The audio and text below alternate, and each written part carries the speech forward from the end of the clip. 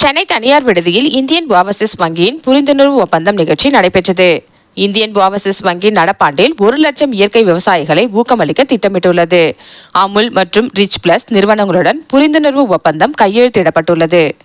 இந்தியாவின் நிலையான வேளாண்மையை மறுவரை செய்து பலப்படுத்த உறுதியளிக்கும் ஒரு சிறந்த வளர்ச்சி நோக்கில் இந்தியாவின் மாபெரும் பால் பொருட்கள் கூட்டுறவு நிறுவனமான அமுல் மற்றும் ரிச் பிளஸ் அமுல்ஸ் இயற்கை வேளாண்மை பங்குதாரருடன் இணைந்து வங்கியின் தலைவர் அவர்களால் இந்தியன் ஓவர்சீஸ் வங்கியின் சென்னையில் உள்ள தலைமையகத்தில் முத்தரப்பு புரிந்துணர்வில் இன்று கையொப்பமிட்டுள்ளது.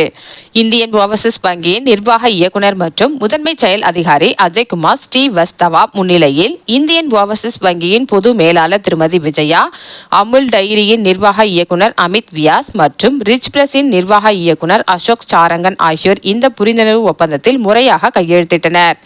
ஒரு பெரிய பொதுத்துறை வங்கிக்கும் இயற்கை வேளாண்மை தலைவர்களுக்கும் இடையிலான முதல் முறையாக செய்யப்படும் இந்த புரிந்துணர்வு இந்தியா முழுவதும் உள்ள விவசாயிகளுக்கு, குறிப்பாக இயற்கை வேளாண்மை சீராக வளர்ந்து வரும் தமிழ்நாட்டில் மாற்றத்துடன் கூடிய வளர்ச்சியை கொண்டு வருவதை நோக்கமாக கொண்டுள்ளது.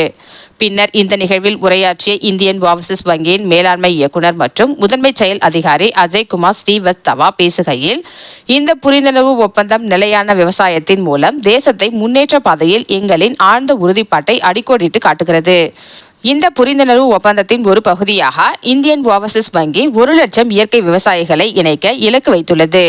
இந்த தொடர்பு ஒரு கட்டமைக்கப்பட்ட வழிமுறைகளுடன் செயல்படும். இது விவசாயிகளுக்கு கடன் வசதி, இயற்கை விதைகள், பயிற்சி சான்றிதழ் மற்றும் சந்தைப்படுத்துதலுக்கு உதவுகிறது. இதன் மூலம் நிலையான வளர்ச்சிக்கான விரிவான சுற்றுச்சூழல் அமைப்பை உருவாக்குகிறது.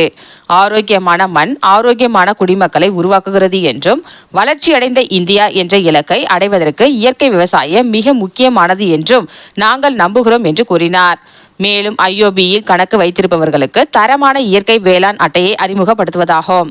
இந்த முயற்சியை முன்னெடுத்து செல்ல ஜூன் மாதம் மதுரையில் நடைபெறும் ஒரு பெரிய FBO பொதுக்கூட்டத்தில் தொடங்கி அதைத் தொடர்ந்து தமிழ்நாடு முழுவதும் நிகழ்வுகள் நடத்தப்படும் என்றும், நல்வாழ்வு திட்டத்தின் ஒரு பகுதியாக IOB அதன் ஊழியர் சுற்றுச்சூழல் அமைப்பில் இயற்கையான பொருட்களை ஒருங்கிணைக்கும் இந்த பலனுள்ள புரிந்துணர்வு ஒப்பந்தத்தின் மூலம் காலநிலை எதிர்ப்பு திறன் கொண்ட ரசாயனம் இல்லாத விவசாயத்தை ஊக்குவிப்பதற்கான ஒரு குறிப்பிடத்தக்க முன்னெடுப்பாகும்.